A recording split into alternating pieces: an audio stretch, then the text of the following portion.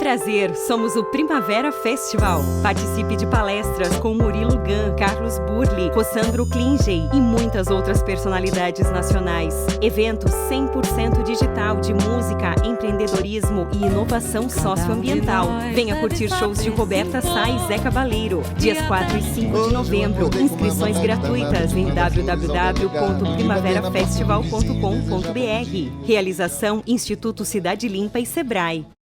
Boa tarde, bem-vindos e bem-vindas ao segundo dia do Primavera Festival. Estamos começando, vamos dar o play, porque o dia de hoje promete. Eu sou Pedro Verde e trago para vocês aqui um pouquinho dessa programação que vocês vão poder conferir hoje. Então vamos começar o negócio? Vamos dar play no Primavera Festival dia 2? Mona Paula, por favor, chega junto, vem-te embora para a gente fazer o dia 2 do Primavera Festival brilhar tanto quanto o primeiro dia. Bem-vinda! Boa tarde a todos, boa tarde Pedro, muito obrigada pela essa recepção tão calorosa, obrigada Nayara. Com muita alegria estamos hoje aqui para falar sobre esse primeiro painel de hoje, a potência transformadora dos negócios de impacto. E Nayara já veio falando aqui hoje, né, sobre essa nova forma de ver o mundo, sobre essa construção desse novo jeito. E eu falo logo para vocês, os negócios de impacto social, que a gente vai tratar hoje, né, sobre a potência transformadora dos negócios de impacto, tem justamente esse objetivo, de criar uma nova economia, de criar um novo modelo de negócio para tratar problema como oportunidade. Então, a gente vai falar muito sobre isso hoje. Muito obrigada. E vamos começar o nosso painel convidando os nossos painelistas de hoje. Mas antes de passar a palavra para eles, eu gostaria de me apresentar oficialmente. Meu nome é Mona Paula, eu sou gestora de projetos do Sebrae Rio Grande do Norte. Atuo com negócios de impacto social há mais de 4 anos aqui no estado. E é uma alegria imensa poder compartilhar com vocês, no Primavera Festival, tanto conteúdo inspirador. Nós trouxemos e pensamos nesses 2 dias para que vocês mudem o mindset de vocês, para que vocês comecem a pensar em empreendedorismo de uma forma muito mais transformadora e muito mais empática. Então, para começar o dia de hoje, muito bem, e falando sobre a potência transformadora dos negócios de impacto, eu gostaria de chamar aqui Mariana Fonseca, da Pipe Social, e Francisco, da Yunus Brasil. Muito bem-vindos! Olá, boa tarde! Boa tarde, Mari. Pessoal. Boa tarde, Francisco. Sejam bem-vindos ao Primavera Festival. É uma honra poder contar com vocês, 2 grandes instituições do ecossistema de impacto, né, que estão fazendo a diferença e já fazem a diferença no nosso ecossistema brasileiro há muito tempo. Então, para que a gente possa conhecer um pouco mais das iniciativas de vocês e das instituições das quais vocês representam aqui, eu queria passar a palavra para a Mariana, mas já agradecendo aí a disponibilidade, né, de Mari. Ela que está conosco já em outras iniciativas, participou comigo em um outro webinar recentemente e já contou um pouco da trajetória da Pipe. Tive a oportunidade de dialogar um pouco com ela e hoje ela retorna para falar um pouco mais sobre essas iniciativas. E queria já agradecer também o Francisco, né? Eu sei que a Yunus tem uma série de iniciativas ao longo do ano, mas ele está aqui também disponível para compartilhar conosco um pouco do aprendizado dele. Eu tive a oportunidade de conhecer o Francisco pessoalmente, eu fui até São Paulo, no ecossistema, conhecer um pouco mais da Yunus. Então, que bom que vocês estão aqui hoje. Nós queremos trazer tudo que vocês já construíram aí, né, no estado de vocês, aqui para o Rio Grande do Norte. Muito obrigada. E a palavra está com você, Mari. Seja bem-vinda. Ei, gente, então, oficialmente, boa tarde. Obrigada a vocês que estão aí ouvindo esse assunto nessa quinta-feira. Obrigada ao convite, obrigada pela parceria de sempre, de Sebrae, o pessoal da Primavera Festival, obrigado mesmo. Eu acho que só para simplificar um pouco, a gente vai ter um tempo para bater um papo sobre negócios de impacto, mas a Pipe hoje ela é uma plataforma vitrine para empreendedores que estão olhando modos aí de mudar problemas no mundo e, ao mesmo tempo, conseguir ganhar dinheiro e ter um negócio que resolva esse problema, né? A gente hoje tem mais de 5.000 cadastros na plataforma e os empreendedores ficam ali de uma espécie de vitrine para a gente poder divulgar o trabalho deles, enquanto a gente também faz chamadas, recortes, investigação para tentar achar quem possa apoiar esses negócios, seja acelerando ou investindo, como a Yunus faz, algumas marcas que queiram comprar produtos e serviços, etc. E, além disso, a Pipe tem um braço de pesquisa, que a gente chama de Pipe Labo, carinhosamente, que é o nosso laboratório que faz bastante pesquisa para o setor. A gente conta um pouco para o mercado como está o setor de impacto no Brasil, o setor 2,5, o setor de negócios de impacto, como estão os negócios, quais os desafios eles estão vivendo. A gente faz pesquisas frequentes em diversos eixos e, inclusive, a gente está começando, nesse momento, o 3º Mapa Nacional de Negócios de Impacto, que é a grande referência aí de estudo do mercado no Brasil. Convido todos os empreendedores aí que estiverem assistindo a acompanhar esse cadastro na Pipe, porque é uma espécie de censo, uma amostra grande nacional para a gente entender o estado aí da arte dos negócios de impacto. Então, falei um bocadinho, mas obrigada mais uma vez. Bora conversar. Vamos sim, nós que agradecemos. Francisco, pode se apresentar e falar um pouquinho aí do papel da Yunus no ecossistema de impacto do Brasil e do mundo, né? Que vocês são internacionais. Obrigado, viu, Mona? Obrigado, prazer. Maiara, Pedro, eu fiquei pensando na trajetória aí da Yunus aqui no Brasil. A gente está aqui há 6 anos já. A gente começou pequenininho, por mais que a gente tenha um nome que chama muita construção diária nisso, né? Então, parece que o nome é fácil, mas tudo é difícil no mundo de empreendedorismo, né? Então, nesses últimos 6 anos, a gente primeiros negócios ali em 2016, um pouquinho antes, a gente fez alguns programas de aceleração para criar esse pipeline de negócios, né? Que ainda na época era um pouco incipiente.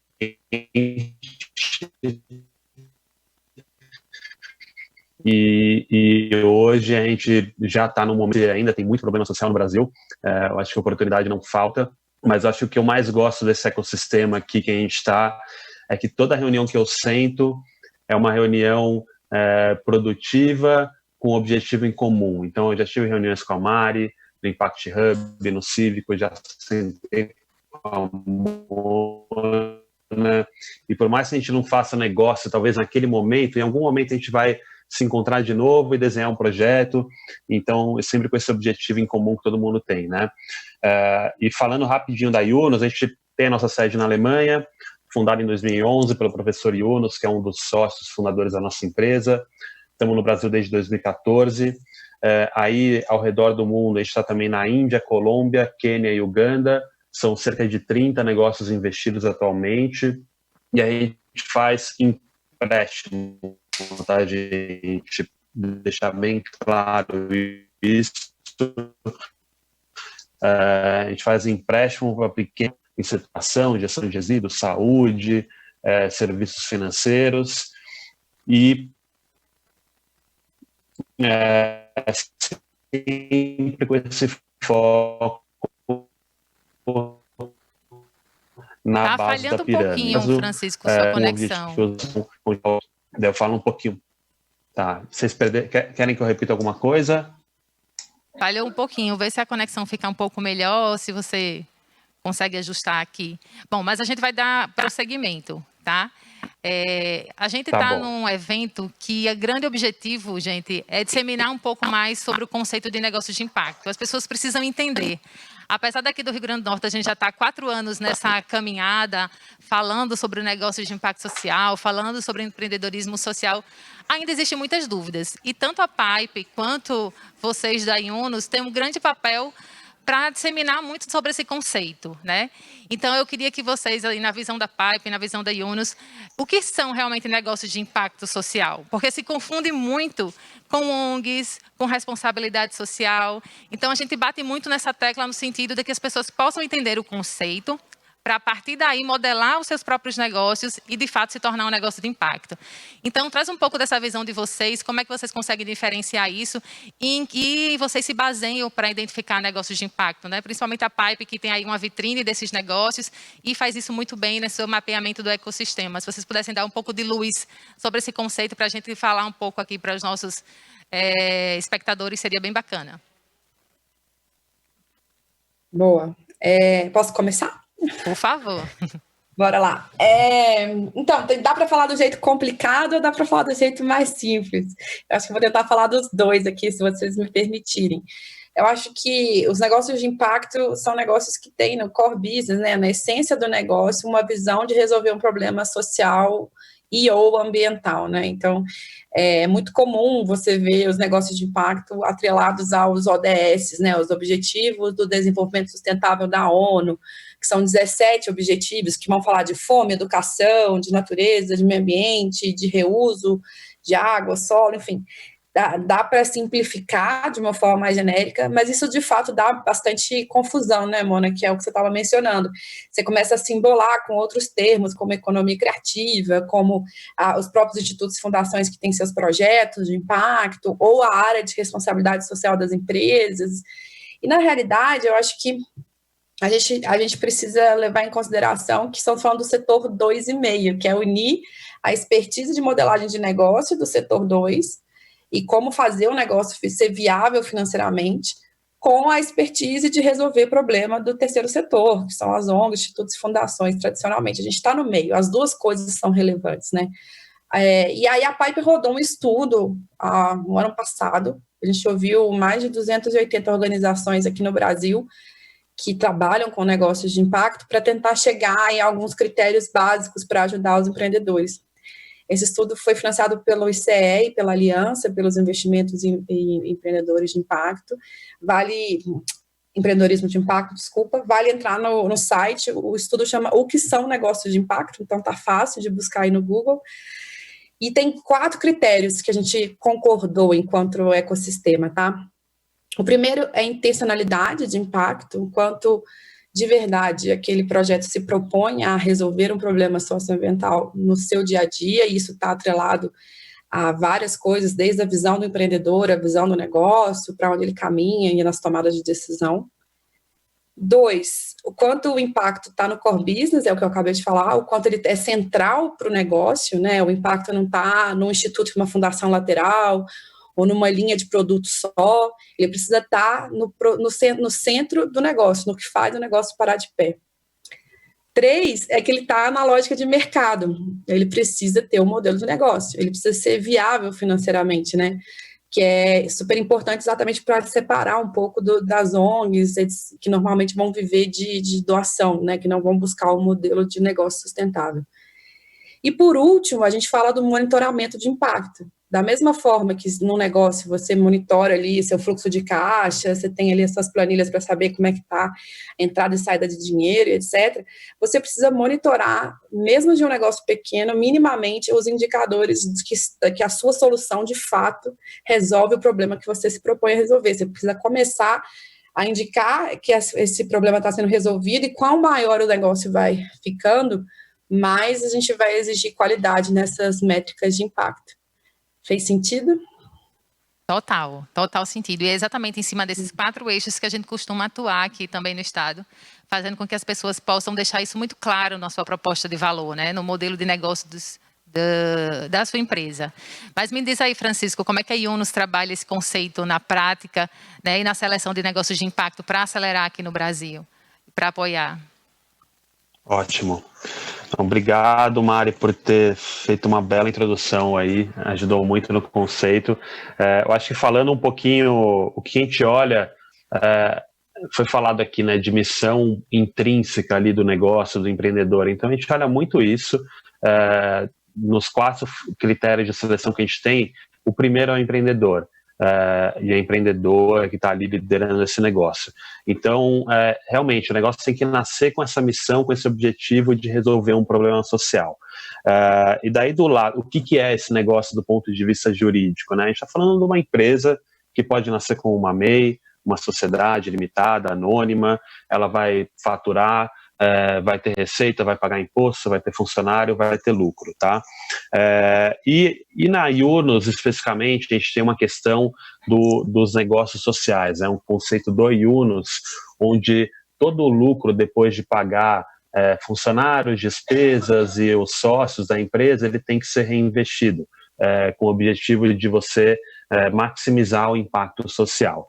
Então, alguns conceitos básicos, né, sobre o tema, e você perguntou sobre critérios de seleção, Mona. O que a gente olha muito, então, primeiro, empreendedor, segundo, modelo de negócio e a sustentabilidade financeira, o terceiro, potencial de escala e replicabilidade, e eu vou dar alguns exemplos aqui ao longo do nosso papo, e o quarto, o impacto social e ambiental, e na Yunas a gente traz muito a lente da base da pirâmide. Então, todo negócio que a gente olha tem que ter um impacto na classe C, D e E, seja como beneficiário, cliente daquele produto, né, que possa ser um serviço de saúde, educação, que vai melhorar a vida daquela comunidade, ou com essas pessoas gerando renda na cadeia, tá? Então, esse é o conceito. E eu acho que para materializar um pouco, a gente fez um investimento recente aí, a 8ª empresa do portfólio da Yunos, que é a Plante Verde. A Plante Verde é uma empresa que faz reflorestamento de matas nativas no Brasil, então um dos principais problemas, o problema ambiental é tão urgente como social hoje em dia, e essa empresa está presente em mais de 8 estados do Brasil, já reflorestou áreas de mata atlântica, Cerrado, Amazônia também, e ela presta serviço para empresas públicas e privadas que têm ali uma meta de reflorestamento. Então, além desse impacto ambiental, ela emprega uma série de pessoas que trabalham ali no plantio e na manutenção dessas florestas aí de mata nativa, e também todo o lucro que ela gera ali depois de pagar os sócios e todas as despesas da empresa são reinvestidos para gerar mais impacto. Então, esse é um pouco do conceito e esse é um exemplo aí que a gente tem. Excelente, Francisco. E aí, nesse sentido, vocês trouxeram alguns conceitos distintos. A Mari falou sobre negócios de impacto social, aí o Francisco trouxe uma visão de negócios sociais, né? E tem ainda os negócios sustentáveis. Como é que a gente pode diferenciar essa questão dos negócios sustentáveis? Eles são também negócios de impacto ou não necessariamente? Porque o negócio social ficou muito claro, ele reinveste todo o lucro dentro do próprio propósito do negócio, né? E não necessariamente ele distribui esse lucro para os seus acionistas. Mas e o negócio sustentável? Ele é também um negócio de impacto, na visão de vocês? Mona, você pode definir para mim o que você chama de negócio sustentável? Aqueles que incluem a sustentabilidade em diversas fases do seu negócio, seja na sua missão, ou seja dentro da sua cadeia produtiva, inserindo a comunidade local como mão de obra, por exemplo, ou que usam produtos orgânicos apenas, ou produzem só produtos orgânicos, que inserem a sustentabilidade de alguma forma dentro do seu modelo de negócio. Mas não necessariamente resolvem um problema socioambiental direto, mas age com responsabilidade e com sustentabilidade dentro da sua cadeia produtiva. Ah, tá bom, obrigada, porque pra gente, pelo menos quando você fala negócios sustentáveis, eu já fui para os negócios verdes aí, que são negócios de impacto ambiental. Mas aí são negócios responsáveis socialmente ou sustentavelmente, digamos assim. Aí é responsabilidade social de empresa, não cai na lógica, para mim, na minha leitura, pelo que eu te ouvi agora, de negócios de impacto. Mas eu acho interessante dizer assim, que existe um guarda-chuva, né? Assim, importante de ser conhecido. Quando a gente fala negócios de impacto, e aí negócios sociais como dentro desse guarda-chuva, a gente está falando desses 4 grandes critérios, né? De estar no core business, de estar resolvendo um problema socioambiental, de medir isso, avaliar isso e preocupar com a sustentabilidade financeira. E aí tem algumas nuances dentro disso, né? Por exemplo, o Chico falou, aí o Yunus tem essa visão do lucro ser distribuído de volta, para não ser distribuído para os acionistas, ficar na empresa e ser reinvestido. Você tem, por exemplo, alguns aceleradores e investidores que olham para ONGs, contanto que elas sejam... Você pode ter um CNPJ de associação e ser uma ONG, mas se você for uma cooperativa que venda produtos e serviços, CNPJ não é um critério de corte. Você vai ter algumas nuances em alguns no mercado que podem variar, mas, em geral, a gente está falando de ter um modelo de negócio sustentável e de estar gerando impacto com a solução core do negócio, com o core business. Por isso que eu te falei que a gente precisa separar. Você tem grandes empresas no Brasil que têm linhas incríveis de produtos que são sustentáveis ou que geram muito impacto ambiental em alguma parte da cadeia, porque eles promovem reciclagem, reuso, fazem embalagens sustentáveis. Isso é super bem-vindo, a gente apoia muito as marcas, né, que fazem esse tipo de trabalho, mas não significa que ela, como um todo, seja um negócio de impacto. Ela pode ter um braço, uma vertente, uma visão. O Chico talvez explique melhor do que eu, mas, por exemplo, a Ambev no Brasil tem a AMA, que é uma água, que todo o lucro da água é destinado a investir em impacto em água no Brasil.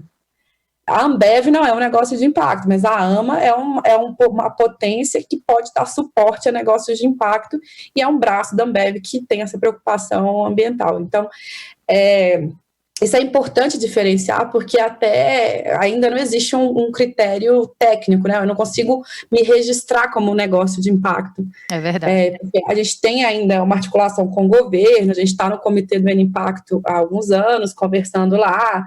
A gente tem certificações no Brasil como Sistema B, mas isso não são negócios de impacto. O critério negócio de impacto ainda ele é muito mais do ecossistema do que, de fato, uma lei, ou um registro, ou um CNPJ. Quer considerar alguma coisa, Francisco, em relação a essa temática? Foi bom você ter explicado aí o que é a sua ideia de conceitual de negócio sustentável, Mona. É muito parecido com... Tem vários termos no mercado, né? Tem valor compartilhado, foi um termo que eu já usei, que eu já ouvi por aí, mas é muito isso que a Mari falou. Então, são empresas que está muito na missão para mim, né? Essas empresas, por exemplo, a Ambev, a Natura, que tem ali na sua cadeia uma série de iniciativas sustentáveis ali, cada vez mais presentes, né? A gente vê uma onda grande de ESG por aí, se falando muito hoje, elas não foram criadas para resolver um problema social ambiental. Eu vejo que os negócios de impacto, eles foram criados para resolver um problema social ambiental. E essa questão do dividendo, eu acho que uma vez eu vi uma definição muito boa, talvez no Guia da Quintessa, que até traz esse conceito de 2,5, que eles falam que o negócio social, o que ele tem diferente ali a um negócio de impacto é a questão da restrição do dividendo. De resto, é muito parecido, e o que a gente vê, a maioria das empresas hoje do setor de impacto, elas existem há 10, 15 anos, às vezes até menos. E é muito difícil uma empresa... nesse estágio de distribuir dividendo, porque todo o lucro que ela for gerar vai ser para crescer, para aumentar vendas. Então, do ponto de vista prático, eu não vejo tanta diferença entre esses dois conceitos, mas é legal sim a gente conceituar e saber na teoria o que é. Ótimo. Empreender já é um grande desafio, né? Principalmente no Brasil. Empreender socialmente é um desafio quase que dobrado. Né? Nesse contexto de que vocês já atendem esses negócios, conhecem eles em vários estágios de maturidade diferente, né? Alguns estão em ideação, outros em tração, outros em escala. Mas se vocês pudessem destacar aqui para a gente, quais seriam os maiores desafios de quem está iniciando no empreendedorismo social? Né? Vou montar um negócio de impacto. Quais são os maiores desafios para esse empreendedor hoje no Brasil? E como as organizações que vocês representam aqui apoiam nesse processo de estruturação desses negócios? Mas vamos começar aí destacando os principais desafios para esses empreendedores. Boa, Mona. Eu acho que essa primeira conversa que a gente teve aqui é um desafio ainda, né? A gente é um mercado novo. Pensa que a gente está no... O Brasil fala desse assunto há 15 anos ou pouco menos. Então, o negócio de impacto, negócios sociais, são termos que ainda não estão claros para uma maioria da população. Então, chegar nesse mercado, entender esses critérios, se diferenciar, claro que existe um desafio. A gente, quando olha as estatísticas do mapa da Pipe de negócios de impacto, comunicação entra como um dos critérios de dor dos empreendedores. E a nossa tradução é exatamente isso, de como se posicionar, como explicar quem eu sou, o que eu faço, por que eu sou talvez mais relevante para o consumidor do que um outro concorrente que não é um negócio de impacto, né? Então, eu acho que esse é um desafio da novidade. Mas eu também temo a falar ao contrário de uma fala sua aí, Mona. Não acho que o desafio seja dobrado, mas eu acho que o que acontece muitas vezes com os empreendedores de impacto é que eles não vieram do universo de empreendedorismo. Então, existe uma dor de modelagem de negócio que é comum a qualquer empreendedor, qualquer startup, qualquer novo negócio, e que especialmente os empreendedores de impacto que tendem a vir das áreas sociais, ou de causas, ou paixões, né? Uma pessoa estudiosa de educação, um cientista da área de saúde, ou água, ou enfim, e que vem empreender, existe um desafio de negócio, né? De entender de negócio, de falar de negócio, de entender essa jornada de funil de vendas, de precificação, como eu me monetizo, como eu faço o meu fluxo de caixa. São desafios comuns aos empreendedores tradicionais que muitas vezes travam o processo dos empreendedores de impacto. Eu me preocupo menos com convencê-los do impacto, porque se eles estão nesse mercado já existe essa paixão pela causa, mas me preocupa bastante apoiá-los na modelagem de negócio, dessa jornada do empreendedor, entender o que é uma aceleradora, o que é uma incubadora, o que tipos de investimento existem, qual a diferença de pegar um empréstimo com Yunus ou um investimento da Vox em equity. Essas coisas todas são, às vezes, um vocabulário muito novo e uma inteligência diferente daquela que eles estavam habituados a trabalhar, a maior parte desses empreendedores. Então, eu acho que eu colocaria esses 2 grandes desafios, talvez a comunicação para se posicionar e esse aprofundamento e conhecimento sobre modelagem de negócio. Com certeza, a área de gestão ainda é um grande desafio para os empreendedores, todos, na verdade. E aí, Francisco, qual é a visão da Yunus sobre esses desafios? Bom, eu também concordo um pouco com a Mari na questão de que não é um desafio duplo, né? Porque, bom, empreender no Brasil, acho que tem que ter um evento só para falar disso, né? Das dificuldades e desafios. Mas o que eu vejo é que tem, pelo menos assim, para mim, que estou nisso há um tempo, e para todos nós aqui, estar nesse ecossistema tem um motor a mais, que é a paixão, é um propósito, né? Então, a gente vê isso, os empreendedores estão diariamente ali trabalhando para fazer o negócio dar certo, né? Então, acho que a questão do impacto traz isso muito forte para todo mundo. Os 2 pontos que eu traria aqui a mais, eu acho que primeiro, acesso a capital.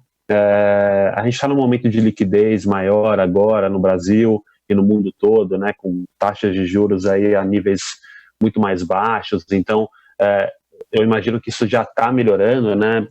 Estava melhorando já antes dessa crise e espero que continue melhorando. Mas fato é que, e falando um pouco da Yunus, o acesso a crédito no Brasil ainda é muito limitado. Para pequenas e médias empresas que faturam aí de 1 milhão a 50 milhões no ano, essas empresas não conseguem crédito em banco.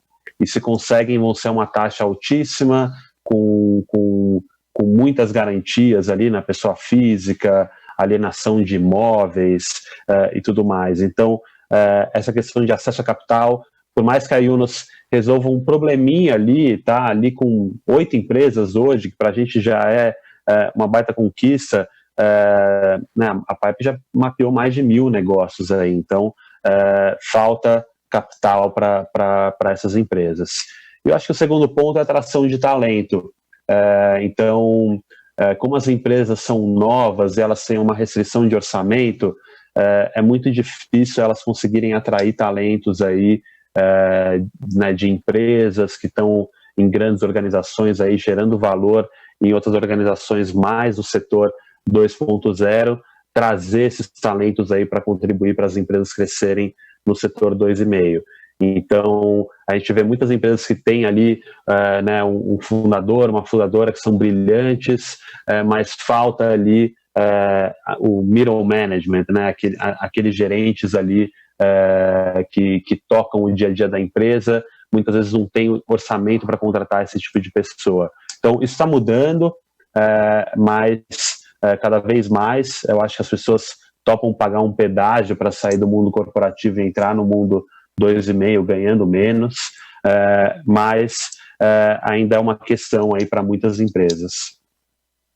Com certeza, é um grande desafio essa questão do acesso, né, ao recurso. E aí, falando um pouco sobre essa questão do acesso, já que o Francisco trouxe isso, né, na pauta, nós fazemos muito esforço aqui no Rio Grande do Norte de dar visibilidade aos negócios de impacto que nós temos aqui e colocá-los né, na conexão de outros investidores, do ecossistema de finanças sociais, que tem recurso aí disponível para estar fomentando negócios de impacto. Então, a gente faz isso muitas vezes ao longo do ano.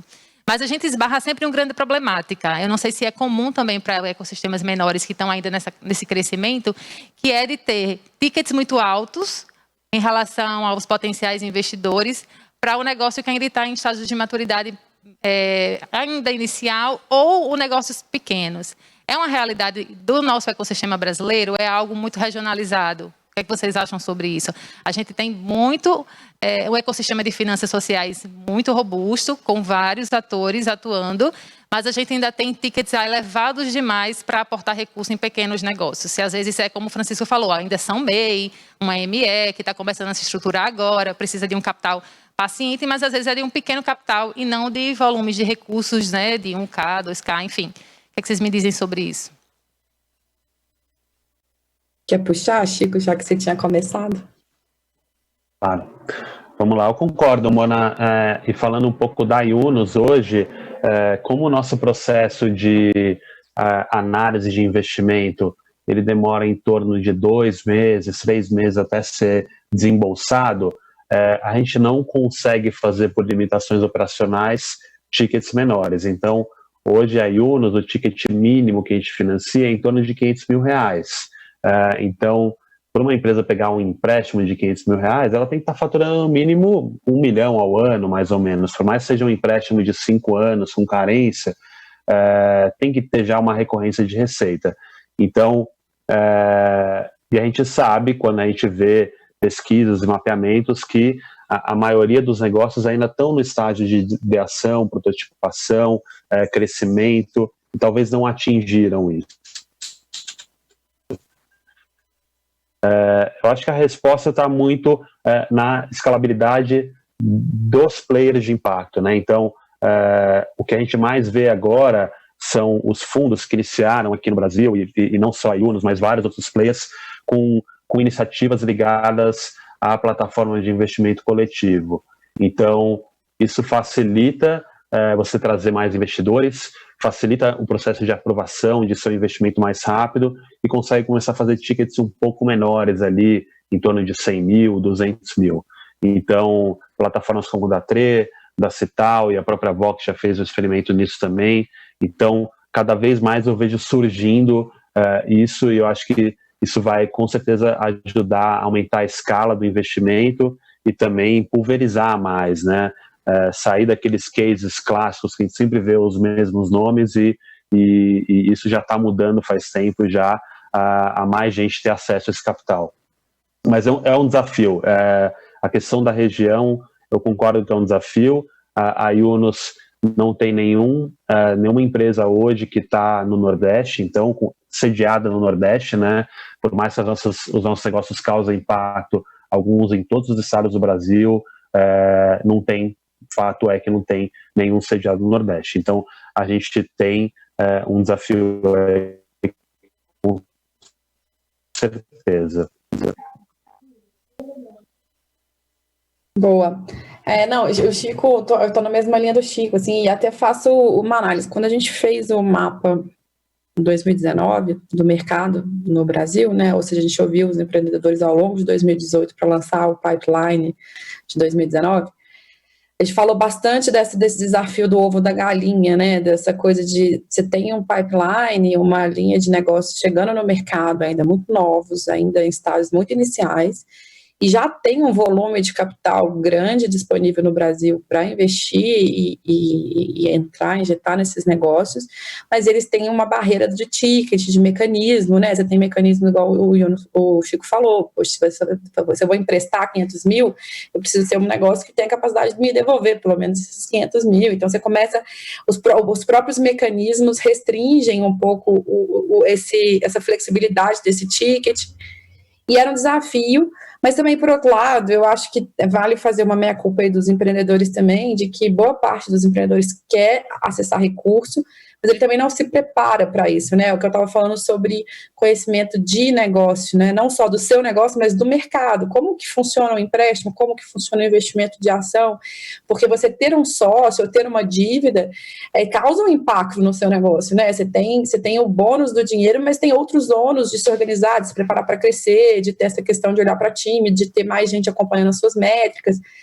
Isso tudo você precisa estar preparado para viver, né? Eu vejo muito empreendedor em fase de ideia, que ainda nem provou que a ideia faz sentido, ou que está ainda projetando alguns desenhos, já querendo buscar recurso. E eu acho que precisa se entender melhor que tipo de recurso e quais bolsos são esses, antes de sair batendo em qualquer porta pedindo dinheiro, assim, essa é a minha leitura. E existem outras possibilidades, né, assim, você tem as possibilidades dos investidores anjos, dos investidores pessoa física, que também geralmente tomam mais risco e entram mais cedo, que aí sim eu acho que o Brasil tem mais possibilidade ainda de ter um volume maior de pessoas que apoiam esse tipo de negócio. A gente tem ainda um volume bem pequeno em relação a outros países, desse dinheiro inicial bem mais fácil. E a boa notícia, como o Chico falou das plataformas de empréstimo coletivo, é que a gente também tem visto um esforço, o ecossistema responde muito rápido, né? A gente é muito colaborativo, então, desde que a gente percebeu esse desafio dos dinheiros menores, começou-se a experimentar mais com esses modelos de plataforma de empréstimo coletivo.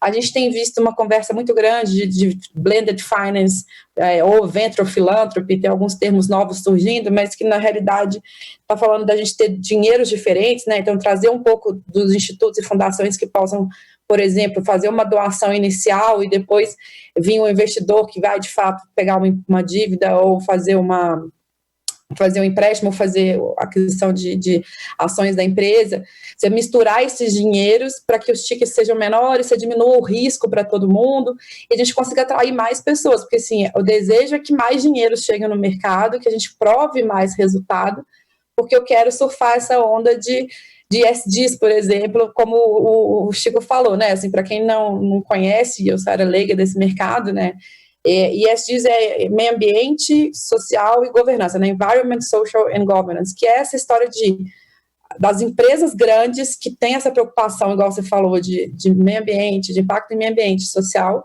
e na governança, estarem sendo visadas pelo mercado de investimento tradicional. Elas ainda não são negócios de impacto, estou falando de empresas maiores, como a gente citou aqui, de responsabilidade social, porém, existe um universo de pessoas que só querem comprar produtos ou querem investir em negócios que tenham esse cuidado, ou seja, para eles também começarem a se interessar para o universo ainda mais específico de negócios de impacto ou negócios sociais, para a gente é ótimo. Então, eu acho que tem os dois lados, sabe? Tem mais dinheiro chegando, a gente precisa trabalhar mais mecanismos, e eu acho que os empreendedores têm que fazer um pouco mais de dever de casa também na hora de pedir esse recurso, se eu puder resumir assim. Se preparar, né, Mari? Se preparar para receber esse recurso, estar preparado realmente. É interessante agora, nesse momento, não ter sócios, porque isso modifica completamente a gestão do negócio. Realmente é uma decisão bem individualizada. Em relação ao portfólio, Mari, você tem hoje mapeado mais de 1.000 negócios de impacto social, né, no Brasil.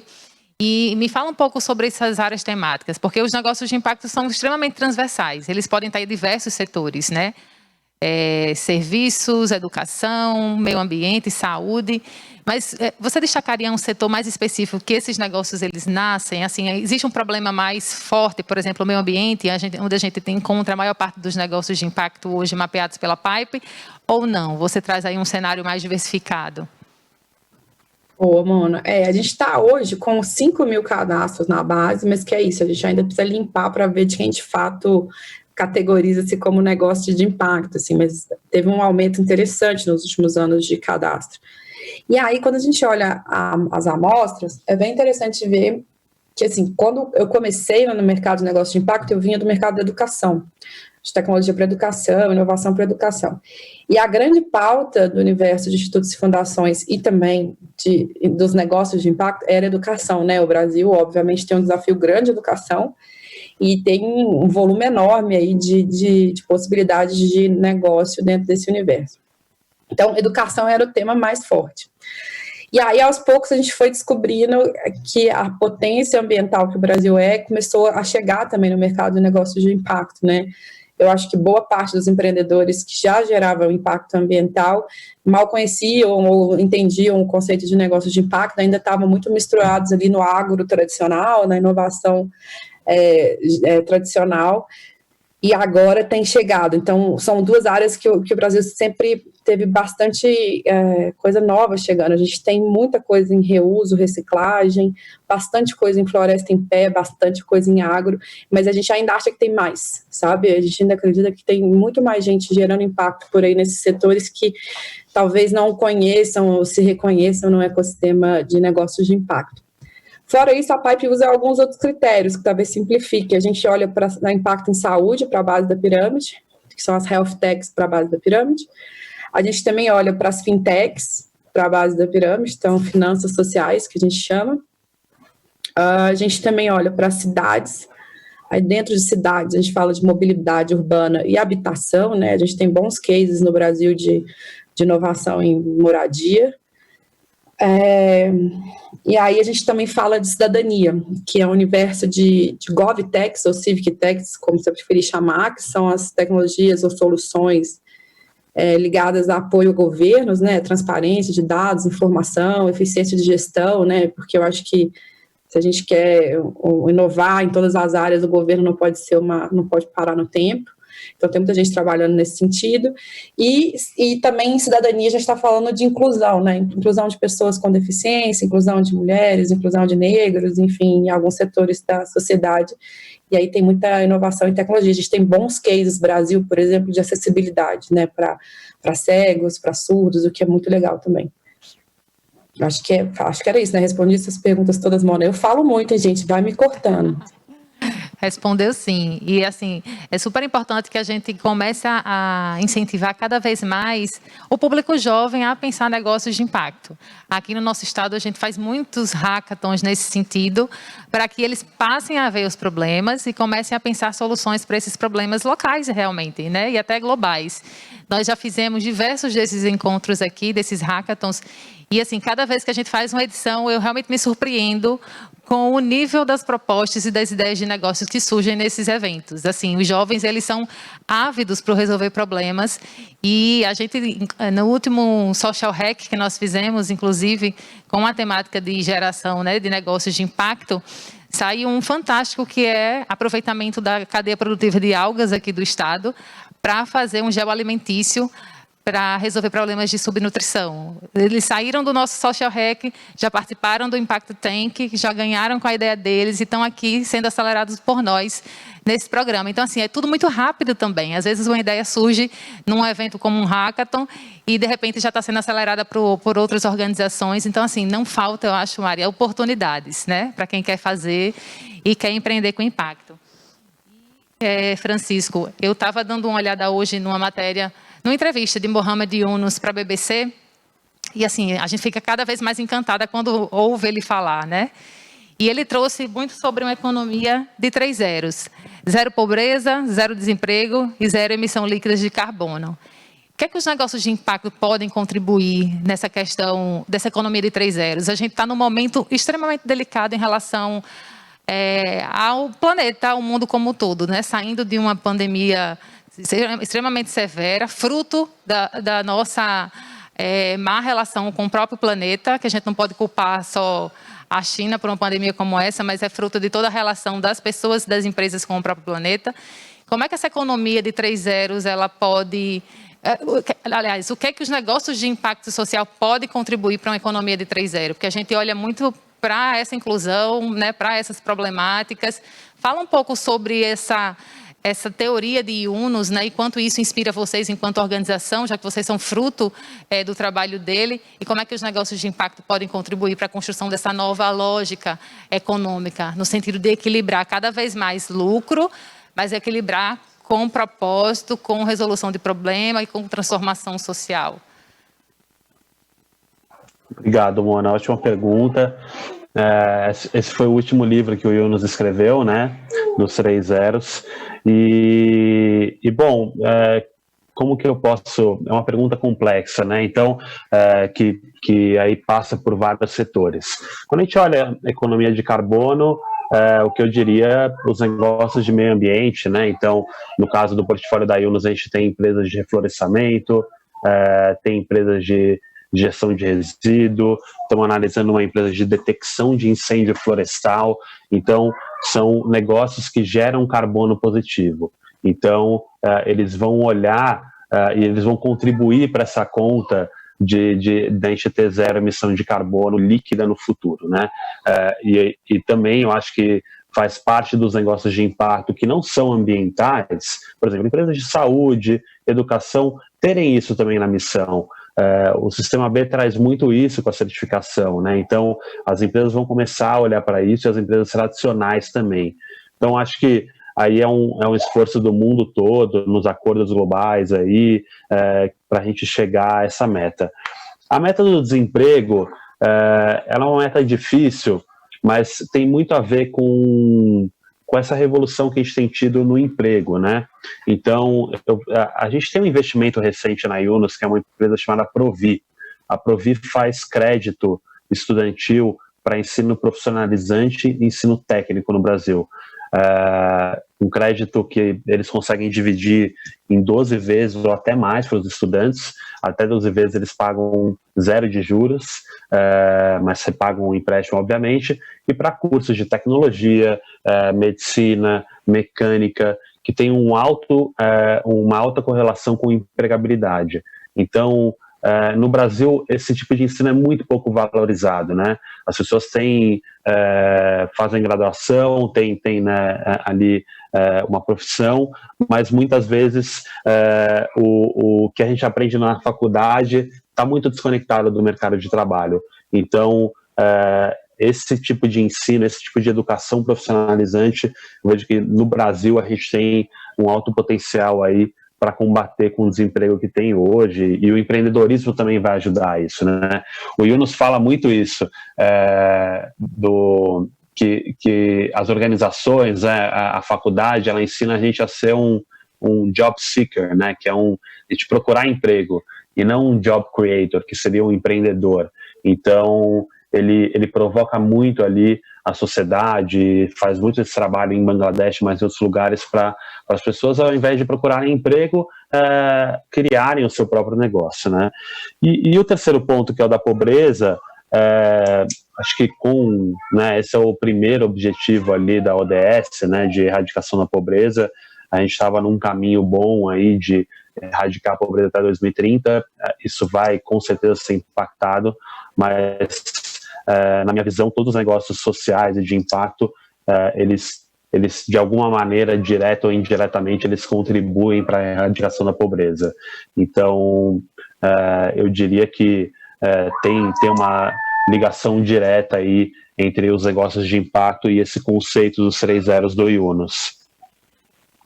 Fantástico, fantástico. E nessa mesma matéria que eu li, ele fala sobre esse conceito, né, de novo normal. Poxa, que novo normal a gente quer voltar? A nossa casa está pegando fogo, é normal isso? A gente não tem para onde se refugiar, como é que a gente quer voltar para o normal? Que o normal é ruim para todo mundo, é insustentável. É impressionante o quanto a gente tem a aprender ainda, né? E olhar para os ODS nos traz essa gama de possibilidades. A gente tem ali, né, os 17 ODS, mas a gente tem, na verdade, sei lá, mais de 1.200 oportunidades de empreender, olhando para aqueles desdobramentos de metas. E os negócios de impacto, eles têm esse poder de transformação. Eles conseguem, através das suas ideias inovadoras, né, e colocar essa inovação social à frente dos negócios é muito importante. E aí, nesse sentido, Mari, como é que você enxerga também a atuação dos negócios de impacto na construção desse novo modelo, né? Porque a gente está falando em construir algo que seja mais equilibrado, mais justo, mais inclusivo, mais sustentável. E na prática a gente ainda está muito longe dessa realidade, né? A verdade é essa.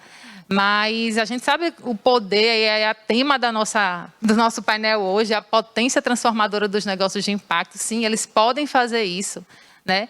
E dentro do portfólio que vocês têm, como é que eles estão fazendo isso? Que soluções vocês destacariam, né, dentro do portfólio da Pipe que já mostra o quanto eles estão transformando as realidades locais?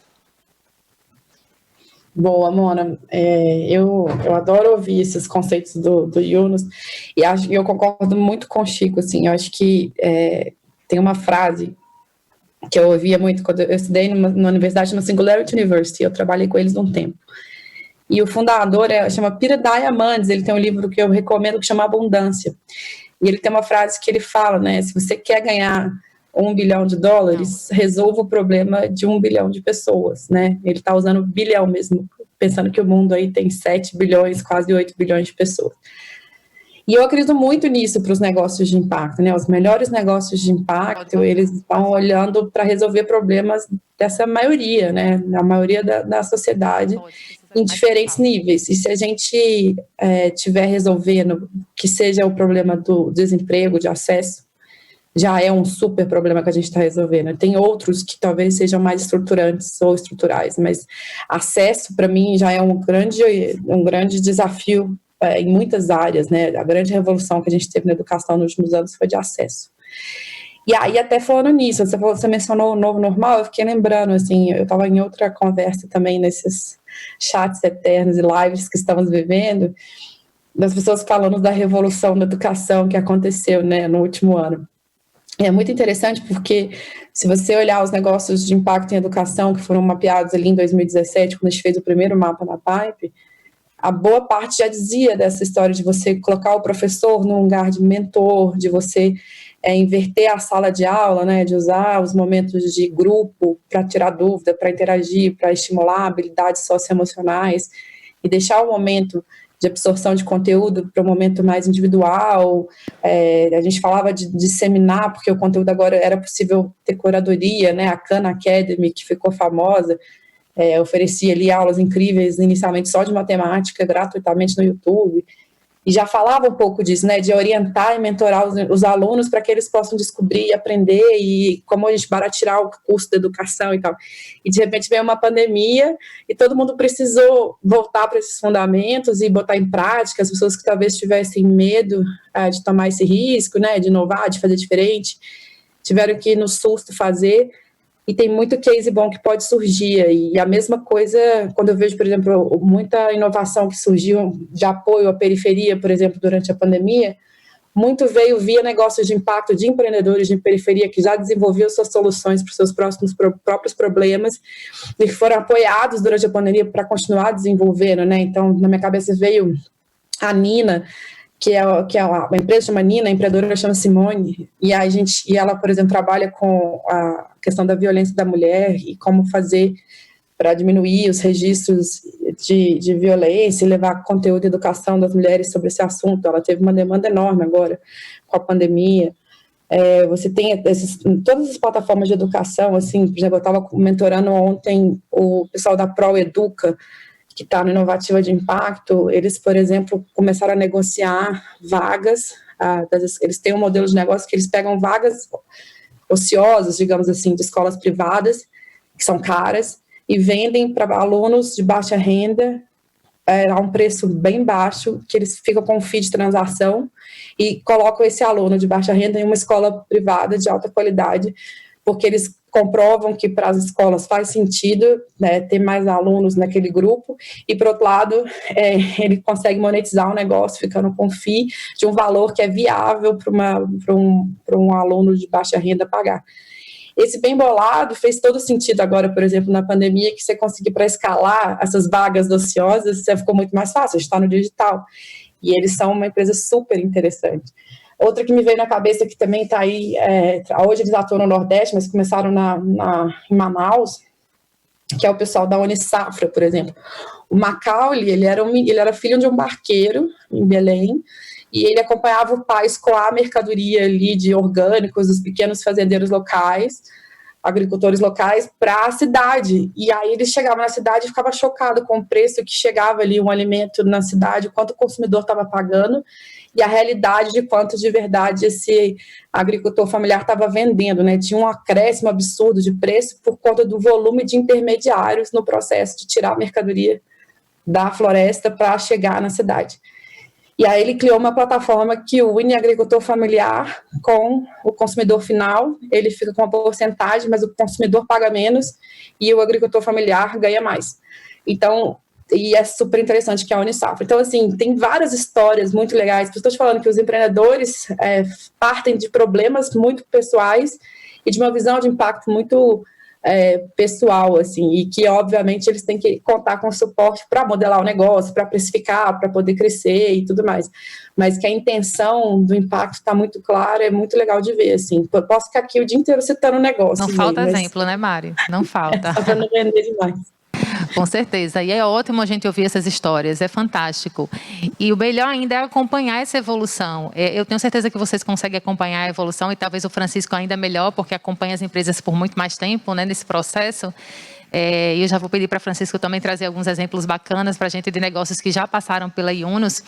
Mas eu me sinto extremamente orgulhosa quando eu vejo aqui dentro dos programas de aceleração que o Sebrae Rio Grande do Norte tem, de empresas entrando como MEI e com uma única pessoa em estágio de ideação e passando 2, 3 ciclos de aceleração, ele já é um ME, já está com 12, 13 funcionários, já está impactando 500, 600, 700 Dá uns pessoas. exemplos para a gente também, Mona. Exatamente. Só da alga, mas conta uns aí legais também. Que você tá inclusive agora no Primavera Festival nós fizemos 2 momentos muito importantes com eles. A gente está com 2 programas de aceleração rodando esse ano, o Impact RN e o programa de aceleração Sebrae Leve para startups de impacto. E eles se inscreveram para expor no Primavera Festival. E eu já quero deixar para vocês a informação de que tem uma loja dentro do nosso site, uma loja de produtos sustentáveis e de negócios de impacto. Então, vocês podem acessar, tem lá 49 iniciativas que se inscreveram para estar conosco. Dentro do Primavera, na verdade, a gente abriu para ONGs, para negócios de impacto, para negócios sustentáveis, negócios verdes, a gente ampliou o leque. Mas dentro dos nossos programas de aceleração, nós temos muitos exemplos bacanas. A Tidimo é uma delas, é um marketplace de faxinas, que começou como um MEI, uma ideia de 2 estudantes, que capacitam mulheres para ser embaixadoras de limpeza. Hoje, eles já são ME, já impactaram mais de 500 vidas, e eles capacitam essas mulheres dentro do trabalho da limpeza e higiene de ambientes, né? E fazem isso de uma maneira fantástica, porque eles empoderam essas mulheres, elas saem capacitadas, elas têm um padrão de prestação de serviço e elas são formalizadas como empreendedoras. Então, eles prestam serviço não só para a plataforma deles, mas para outras, e eles já estão chegando na Paraíba e em Pernambuco agora com o modelo de negócio. Então, assim, a gente vê o avanço desses empreendedores, é fantástico. E assim, é um dos cases, mas a gente tem vários outros. Tem o pessoal da Up Saúde, que já saiu de programas de aceleração do Sebrae, já passou pela Pipe, já passou pela Cital, já passou por vários outros programas. Então, assim, quanto é importante essas conexões, né? Eles entram em um programa menor, como é um programa mais regional, nosso, mas depois eles vão para o ecossistema e eles podem sugar e se capacitar em todos esses outros atores do ecossistema. Então, é importante, de fato, a gente ter essas organizações intermediárias como a de vocês atuando, o Sebrae aqui localmente e outros Sebrais em outros estados, o quanto isso é importante, né, nesse processo de crescimento desses negócios de impacto. Então, nós temos sim, aqui um portfólio bem bacana, Mari, depois eu vou passar tudo para você e já pedir para eles, se inscrevam na Pipe, porque vocês precisam aparecer também nacionalmente, isso é importante, né? E a gente vê o esforço seu e de Marcelo, por exemplo, do portal Impacta Nordeste, para dar visibilidade e luz aos negócios de impacto da região Nordeste. Então, assim, o Primavera também é fruto desse esforço para que a gente cada vez mais possa fazer essa conexão dos nossos negócios com os negócios que estão no ecossistema nacional. Mas, Francisco, me fala aí um pouco do portfólio da Yunus e o que é que você destacaria de solução que já passou aí pela aceleração de vocês. Legal. Acho que vale dizer, né, como a gente trabalha com crédito de longo prazo, as empresas ficam com a gente pelo menos 5 anos, né? Então, e algumas fazem novos empréstimos, então isso vai aumentando para 6, 7, e a gente quer que eles estejam sempre aqui, né? Então, qualquer investidor de impacto, e isso não é só da Yunus, tá? Eles olham para o apoio financeiro e também para o apoio não financeiro.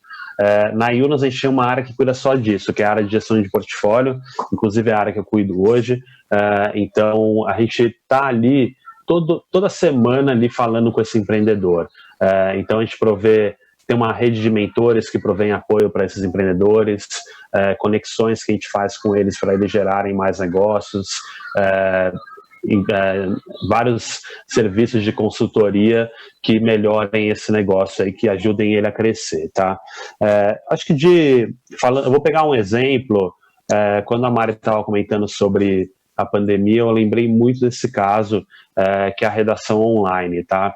A redação online é um empreendedor que fica no sul do país, o Otávio, e ele criou uma plataforma que conecta estudantes ali do ensino médio que estão se preparando para o Enem, para os vestibulares, com corretores, tá? Então, o estudante escreve a redação ou no papel ou num formulário online e do outro lado o corretor vai fazer a correção para ele. Ele conseguiu desenvolver também uma inteligência artificial e uma machine learning que faz uma primeira correção dessa redação, mas ele sempre tem um professor ali que faz como se fosse o laudo final ali, então ele faz essa mistura de máquina, que já consegue automatizar muito mais o processo e dar um retorno até mais completo para o estudante de qual que é a nota e o feedback de cada erro, e o professor no final sempre ali lauda a redação e devolve para o aluno com a nota que ele tiraria nessa redação. Pois bem, você pega ele conseguiu fazer isso de uma maneira escalável, e o custo da redação, dependendo do pacote que o estudante compra, custa R$4 a R$5 a redação unitário. Imagina, né, estudantes de escola privada tem mentorias, tem aula particular de redação, mas o estudante de escola pública não tem. Então, durante essa pandemia, imagina a quantidade de estudantes que estavam em casa e não tinham como estudar para o vestibular, que vai acontecer, né, o Enem vai acontecer independentemente da pandemia e do isolamento, mas que tinham essa opção. E a gente vê isso nos números. Até setembro desse ano, eu acompanho mensalmente esse resultado, a redação online tinha mais do que dobrado de tamanho no B2C, né, que é a venda para clientes finais, ali no caso estudantes. Então, é um negócio de educação que estava pronto para esse momento aí que a gente teve, infortúnio, mas que estava pronto, bem posicionado para conseguir crescer e gerar mais impacto. Então, esse é um exemplo, e quando eu falo de apoio não financeiro, na redação online, por exemplo, que a gente já apoiou ele foi em construir um controle financeiro para ele gerenciar melhor o negócio da empresa dele. Já conectamos ele com CTO de um grande banco aqui, de investimento aqui em São Paulo, para fazer todo um planejamento do time dele de tecnologia. Estamos agora também com um executivo de RH de uma grande empresa aqui do Brasil também, ajudando ele no planejamento de contratação de pessoas aí do time dele. Então, é mais ou menos esse envolvimento que a gente tem com os negócios. E você fez uma pergunta de setor também, né, Mona, recentemente para a Mari. Eu vejo que a gente tem, quando eu olho o portfólio da Yunus hoje, a gente tem 4 grandes setores, que eu diria.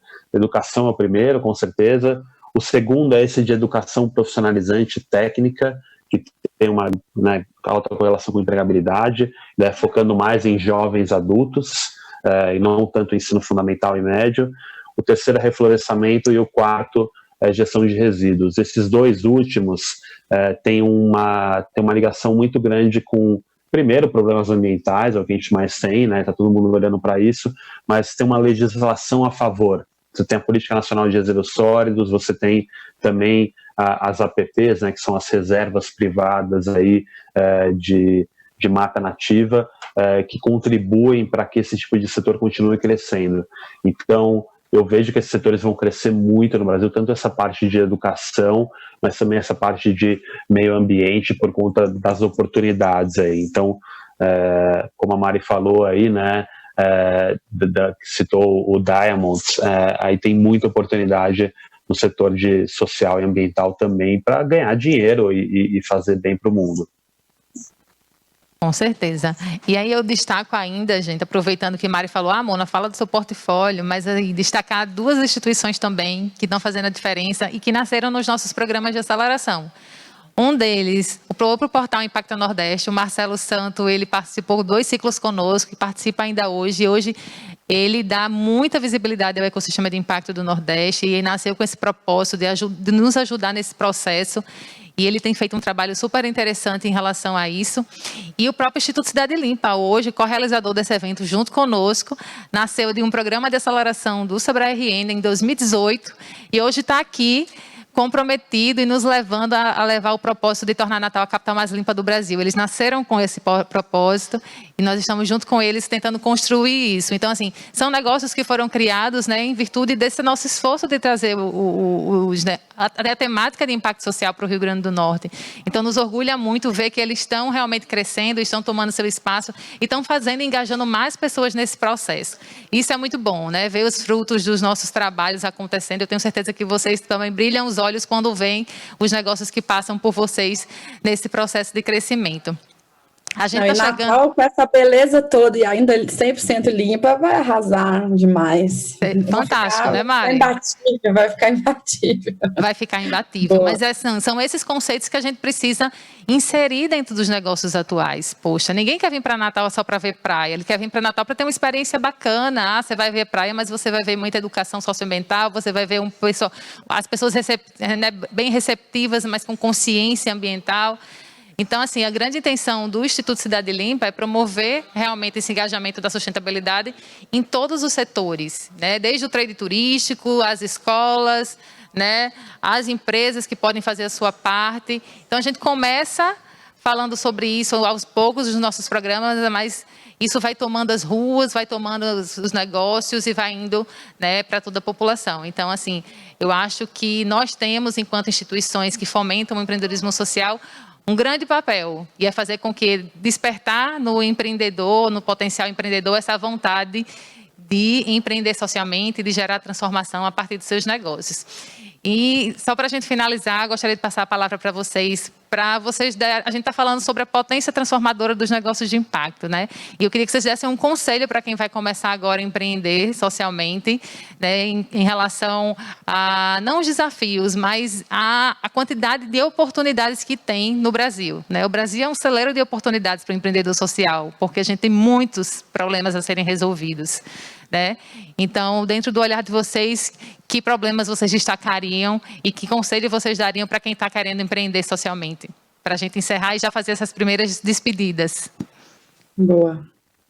Eu acho que, assim, escolher um problema é difícil, mas eu acho que a vantagem e a desvantagem do Brasil é que a gente tem uma população enorme, né? E a gente tem uma população enorme, ou seja, muitos dos desafios e problemas que vocês queiram endereçar potencialmente são escaláveis e e vão gerar um impacto grande, né? Eu penso, você for gerar impacto em países menores, com populações menores, ele talvez seja mais rápido, mas também ele é menos escalável, né? A tendência são os outros países da América Latina, por exemplo, quererem projetar no Brasil, porque o Brasil escala. A gente tem muita conversa com a América Latina.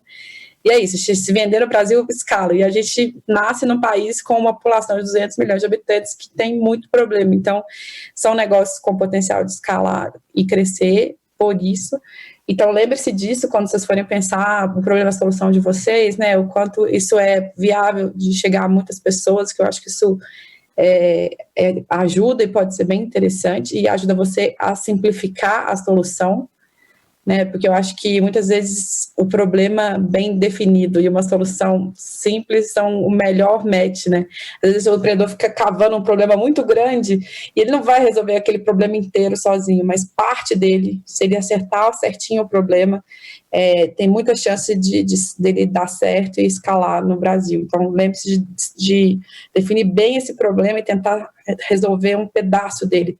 Se resolver um pedaço dele já é um super impacto no nosso país, assim, pense nisso, assim. Diga. E é um lema, né, dos negócios de impacto, se você tiver 100% aí de tempo, gaste 90% com o problema e 10% com a solução. Ou seja, mergulhe de fato nesse problema, sinta, experimente, para depois pensar em qualquer possível solução, não é isso, Mari? Eu gosto de brincar, Mônica, Mona, desculpa, que é puro design thinking, né? Assim, os empreendedores que mais viverem o problema e entenderem o problema, mais fácil, quase espontaneamente, organicamente, eles vão descobrir uma solução. Quando eu citei o Macaulay do Unisafra, é por isso, porque ele entrava no barco com o pai e via que saía naquele preço de centavos e era vendido a muitos reais e que esse dinheiro não ficava na mão de quem tinha feito a maior parte do processo. Então, ele sente na pele uma dor e cria uma solução para uma dor que ele viveu. Então, quanto mais próxima você estiver do problema, da dor ou do desafio, mais fácil, talvez, você enxergar onde a sua solução realmente faz a diferença.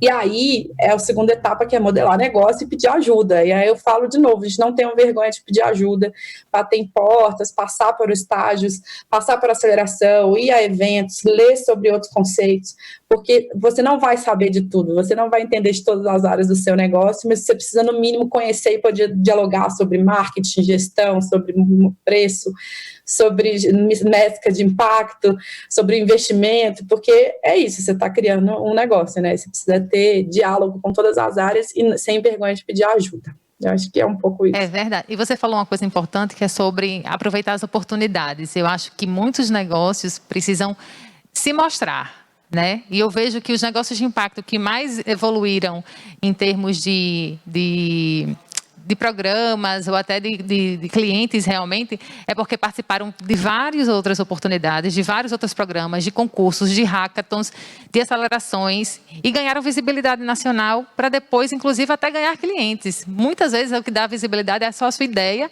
alguém acredita nela nesse processo de visualização e a partir daí você vai para a prática. Então é um conselho muito bacana isso de ficar ligado nessas oportunidades e colocar o teu negócio para ser visto, né? E aí, Francisco, o que é que você destacaria nesse processo? Não, vamos lá. Vocês falaram do Yunus, e vocês falaram que vocês viram ele aí recentemente, né, falando aí em webinars, enfim, entrevistas e tal.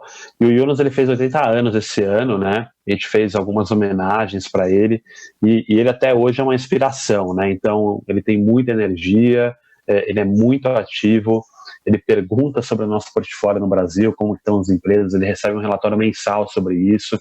Então, eu vejo ele como uma grande inspiração, não só porque eu estou na empresa que carrega o nome dele, mas para a vida também. Ele não tem plano de se aposentar, né? Ele fala isso abertamente, assim, que já passou dos 80, né? Já passou dos 80. Já passou dos 80 e ele está ali, né, ativo ali, produzindo. Mas eu acho que tem um pouco com o que a Mari falou de resolver um pedaço do problema, né? O que eu vou falar aqui de dica é começar pequeno. Então, o Yunus, com o banco dele, com o Grameen Bank, ele começou pequeno, fazendo um empréstimo de $27 para 42 mulheres, aquela história que ele conta no Banqueiro dos Pobres. E o banco está aí com mais de 30, 40 anos e já financiou mais de 10 milhões de pessoas em Bangladesh. Tem um cálculo que 1/3 da população foi beneficiado direta e indiretamente pelo banco, né? Então essas mulheres tiveram filhos que estudaram, né? Tem uma regra do banco que para ela tomar um empréstimo ela precisa estar com os filhos ali matriculados numa escola. Então gerou um impacto por várias gerações. E na Yunus aqui no Brasil não é diferente. A nossa história é uma história empreendedora. O Yunus não veio aqui. O pessoal da Alemanha não veio aqui e começou a fazer empréstimo, ninguém deu dinheiro para a gente começou com uma história empreendedora mesmo, gerando as nossas próprias receitas. E a gente fez um primeiro empréstimo num valor mais ou menos de R$100 mil ali em 2016, e hoje a gente olha a nossa carteira, tem cerca de 10 milhões já de reais emprestados. Então, você começa resolvendo, né, um pedaço do problema, começa pequeno, mas o T ali, o tempo, né, ele é exponencial. Então, em poucos anos ali, se você acertar a sua solução e realmente ela estiver ligada ao problema, vai escalar, em algum momento vai virar. Então, acho que essa é a minha dica, é começar pequeno, começar aos poucos, começar fazendo, que os resultados vão vir aí. Mas com bastante trabalho sempre, né? Eu acho que não tem segredo. Sempre, sempre. Mariana Fonseca, Francisco, muito obrigada pela participação de vocês. Eu acho que foi um painel super enriquecedor. Tenho certeza que todos os nossos negócios estavam ligados nesse painel. Muito obrigada. Muito obrigada. Primavera Festival agradece. Eu tenho certeza que vocês enriqueceram muito esse momento. Um grande abraço de todos nós aqui do Rio Grande do Norte. Muito obrigada, Mona, pela essa parceria, obrigada pelo convite do festival. E empreendedores, nós estamos aí com o mapa de negócios de impacto, cadastra lá, entra na Pipe.social, queremos saber de vocês. Beijo grande, gente.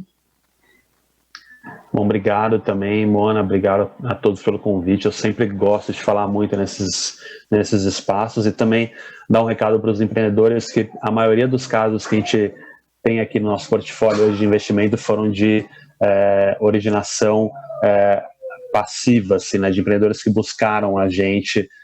Então, não tenham medo de falar conosco também. A gente tem nossos contatos aí nas mídias, estamos sempre abertos.